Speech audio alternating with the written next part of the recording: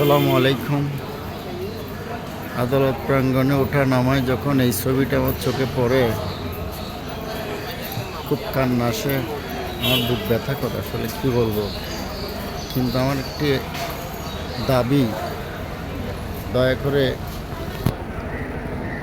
আইনজীবী সমাজ এবং দেশের রাজনৈতিক নেতৃবৃন্দ এবং বিশেষ করে প্রশাসনের কাছে অনুরোধ করব, অ্যাডভোকেট সাইফুল ইসলাম আলী বেগ রক্ত নিয়ে দয়া করে কেউ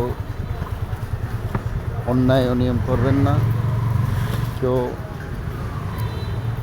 ওনার এই বিচার ব্যবস্থায় দোষীরা যেন যথাযথ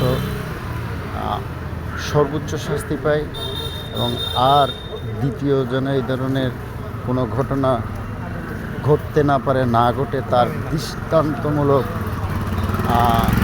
নজিরবিহীন একটি নজির থাকা মতো একটি আমি এই শাস্তি চাই। দয়া করে কেউ এটা নিয়ে ব্যবসা করবেন না, আলিপের রক্তের সাথে কেউ বেমানি করবেন না। এই যে দেখুন আদালত প্রাঙ্গণে পরতে পরতে এই ছবিগুলো,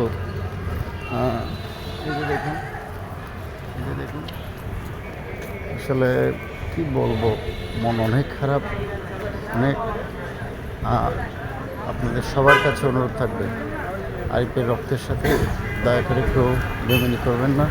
বিশেষ করে আইনজীবী ভাইদেরকে, সিনিয়র আইনজীবী, সহপাঠী আইনজীবী সবাইকে অনুরোধ করব, আপনার রুজি রুটি আইন পরিচালনায় আপনাদের দৈনন্দিন কাজ, কিন্তু অন্তত এই রুজি রুটি করতে গিয়ে এই ধরনের, এই যে আমাদের আলিফ ভাইয়ের, এই যে দেখেন এই রক্তের সাথে এর বিরোধিতায় কেউ রুজি রুটিতে অংশগ্রহণ করবেন না। সবাই ভালো থাকবেন, ভুল ত্রুটি ক্ষমা করবেন। আসসালামু আলাইকুম।